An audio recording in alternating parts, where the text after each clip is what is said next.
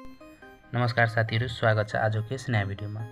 तपाईले पनि demat account बनाइसक्नु भएको छ र पहिलो चोटी आफ्नो मोबाइलमा लगइन गर्न चाहनुहुन्छ र एमपिन र पासवर्ड सेटअप गर्न चाहनुहुन्छ। कसरी गर्ने आज यस भिडियोमा जानकारी हुनेछ। अनि आईपीओ कसरी एप्लाई पनि गर्ने यसै भिडियोमा तपाईले जानकारी हुनेछ। भिडियोलाई अन्तिमसम्म हेर्नु होला। च्यानलमा पहिलो चोटी आउनु भएको छ भने च्यानललाई पनि सब्स्क्राइब गरिदिनु होला।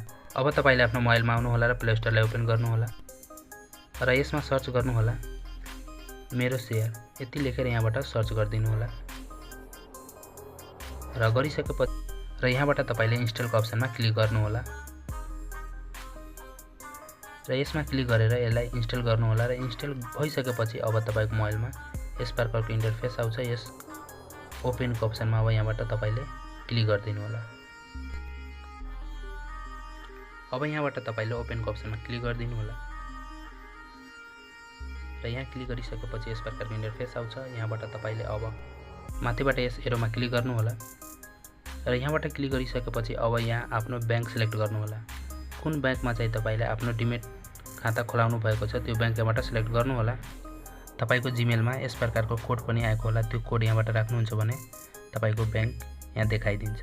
सो साथीहरु, यहाँबाट मेरो आइसकेको छ, मैले यसलाई सिलेक्ट गरिदिन्छु। त्यसपछि युजर नेम र पासवर्ड यहाँ राख्नुपर्ने हुन्छ। यो पनि तपाईको जीमेलमा आएको होला, त्यही युजर नेम र पासवर्ड यहाँबाट राख्नु होला। यहाँ हेर्न सक्नुहुनेछ, यो मैले चाहिँ युजर नेम राखेको छु। त्यसपछि यो पासवर्डलाई र यहाँबाट मैले चाहिँ यो पासवर्डलाई यहाँबाट फिलअप गरिदिन्छु। हेर्न सक्नुहुनेछ र तपाईले फिलअप गर्नु होला र गरिसकेपछि तल हेर्न सक्नुहुनेछ यस बक्सको अप्सन, यसमा चाहिँ क्लिक गर्नु होला र लगइनको अप्सनमा क्लिक गरिदिनु होला। यति गर्नुहुन्छ भने यस्तो इन्टरफेस आउँछ। यहाँबाट अब चाहिँ नयाँ पासवर्ड क्रिएट गर्नु होला। त्यसको लागि तपाईले पासवर्ड क्रिएट गर्नको लागि लेटर, नम्बर र स्पेशल क्यारेक्टरहरु राखेर राख्नु होला। अब यहाँ माथि तपाईले ओल्ड पासवर्डमा तपाईको जीमेलमा जुन पासवर्ड आएको छ त्यो पासवर्ड यहाँबाट फिलअप गर्नु होला। सो साथीहरु, मैले चाहिँ त्यो पासवर्ड यहाँ हाल्दिन्छु। हेर्न सक्नुहुनेछ।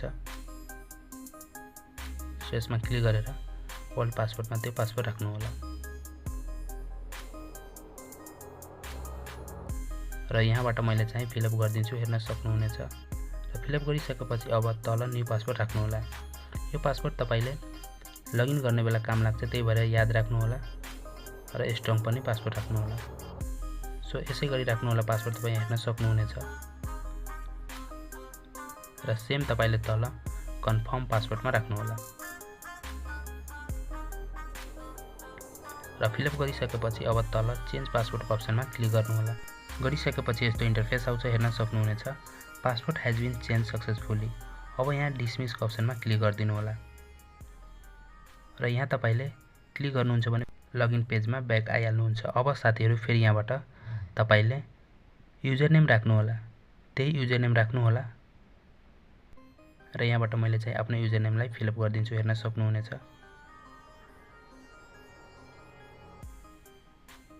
र यहाँबाट युजर नेम राखिसकेपछि तल पासवर्ड, अघि जुन पासवर्ड तपाई दिनु भएको छ त्यो पासवर्ड यस पासवर्डको अप्सनमा चाहिँ राख्नु होला र फिलअप गरिसकेपछि तल यस बक्समा क्लिक गरिदिनु होला र लगइनको अप्सनमा क्लिक गर्नु होला र यति गरेर यहाँबाट लगइन गरिदिनु होला। यस्तो इन्टरफेस खुलेर आउँछ। यहाँबाट सेट ट्रान्ज्याक्सन पिन हेर्न सक्नुहुनेछ। यहाँबाट चाहिँ ट्रान्ज्याक्सन पिन सेटअप गर्नुपर्ने हुन्छ। यो चाहिँ तपाईले आईपीओ भर्ने बेला यो ट्रान्ज्याक्सन पिन दिनुपर्छ, त्यही भएर यसमा आफ्नो ट्रान्ज्याक्सन पिन राख्नु होला र कन्फर्ममा पनि राख्नु होला सेम, र यसलाई याद राख्नु होला, पछि तपाईले काम लाग्छ। सो कन्फर्म ट्रान्ज्याक्सन पिनमा सेम त्यही पिन राख्नु होला। त्यसपछि सबमिटको अप्सनमा क्लिक गरिदिनु होला। ट्रान्ज्याक्सन पिन सक्सेसफुली चेन्ज भइसकेको छ। डिसमिसको अप्सनमा क्लिक यस प्रकारको इन्टरफेस यहाँबाट आउँछ। अब फेरिबाट यहाँ तपाईले आफ्नो युजर नेम र पासवर्ड यहाँबाट राख्नु होला। सो यहाँबाट मैले चाहिँ युजर नेम र पासवर्डलाई फिलअप गरिदिन्छु। हेर्न सक्नुहुनेछ। त्यसपछि यहाँबाट लगइनको अप्सनमा क्लिक गरिदिनु होला। अब हेर्न सक्नुहुनेछ तपाईको चाहिँ खुलिसकेको छ र यहाँबाट तपाईले नट नाउको अप्सनमा क्लिक गर्नु होला। शेयर एप्स ओपन भइसकेको छ। अब तपाईले माथि यस प्रोफाइलको अप्सनमा क्लिक गर्नु होला। सो यहाँबाट मैले चाहिँ क्लिक गरेँ र यहाँबाट मैले यस प्रोफाइलमा क्लिक गरिदिन्छु। यहाँबाट तपाई हेर्न सक्नुहुनेछ तपाईको पर्सनल इन्फर्मेसन यहाँ दिएको छ। यहाँबाट तपाईले हेर्न सक्नुहुनेछ आफ्नो पर्सनल इन्फर्मेसन हरू। फेरि यहाँबाट अब तपाईले तल आउनु होला। सो यहाँबाट मैले चाहिँ तल आउँछु। यहाँबाट तपाई हेर्न सक्नुहुनेछ एकाउन्ट इन्फर्मेसन। यहाँबाट तपाईले हेर्न सक्नुहुनेछ आफ्नो एकाउन्ट इन्फर्मेसन हरू। सो अब यहाँबाट तपाईले तल हेर्न सक्नुहुनेछ कि चेन्ज पासवर्ड र चेन्ज ट्रान्ज्याक्सन पिन।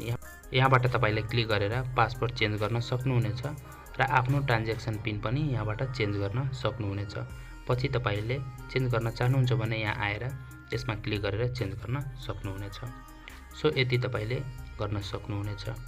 अब साथीहरु यहाँबाट चाहिँ अब तपाईले ब्याक आउनु होला। फेरि आइसकेपछि माई आसबाको अप्सनमा क्लिक गर्नु होला। यहाँ अब हेर्न सक्नुहुनेछ।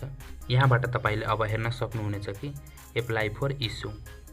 अब यहाँबाट तपाईले चाहिँ आईपीओ एप्लाई गर्नको लागि यहाँ हेर्न सक्नुहुनेछ। यहाँ खुलेको छ, यसलाई एप्लाई गर्न सक्नुहुनेछ। यो चाहिँ अर्डिनरी शेयर रहेको छ। यो चाहिँ अर्डिनरी शेयर तपाई पनि एप्लाई गर्नु होला। एप्लाईको अप्सनमा क्लिक गर्नु होला र यहाँबाट तपाईले क्लिक गरेर यहाँबाट एप्लाई पनि गर्न सक्नुहुनेछ। यहाँबाट तपाई हेर्न सक्नुहुनेछ कि कम्पनी नेम दिएको छ। त्यसैगरी अब तपाईले हेर्न सक्नुहुनेछ शेयर ग्रुप अर्डिनरी शेयर रहेको छ र इस्यु म्यानेजर चाहिँ नेपाल एसआईबी मर्चेन्ट बैंक रहेको छ। त्यसैगरी अब तपाईले हेर्न सक्नु नम्बर अफ शेयर इस्यु 43,41,080 रहेको छ। प्राइस पर शेयर चाहिँ 100 रुपीज र यसैगरी तपाईले यहाँबाट हेर्न सक्नुहुनेछ। र अब एप्लाई गर्नको लागि प्रोसिडको अप्सनमा क्लिक गरिदिनु होला र अब यहाँबाट हेर्न सक्नुहुनेछ कि तपाईको डिटेलहरु देखाइदिन्छ। यहाँबाट तपाईको डिटेल देखाउँछ। अब चाहिँ तल आउनु होला र यहाँबाट तपाईले एप्लाई किता कति किता एप्लाई गर्न चाहनुहुन्छ राख्नु होला र यहाँ अमाउन्ट देखाइदिन्छ। र अब यहाँ चाहिँ सीआरएन नम्बर राख्नुपर्ने हुन्छ। यो चाहिँ तपाईलाई बैंकले दिएको हुन्छ, त्यो चाहिँ सीआरएन नम्बर तपाईले यहाँ राख्नु होला। र साथीहरु यहाँबाट मैले चाहिँ राखिदिए र अब यहाँबाट तपाईले राखिसकेपछि यस बक्समा क्लिक गर्नु होला र यहाँ क्लिक गरिसकेपछि तल अब हेर्न सक्नुहुन्छ एप्लाई, यसमा क्लिक गरिदिनु होला।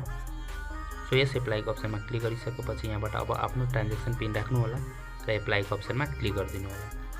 सो यति गरेर एप्लाईमा क्लिक गर्नु होला र तपाईको चाहिँ शेयर इस्यु भइसकेको छ, यानी कि आईपीओ एप्लाई भइसकेको छ।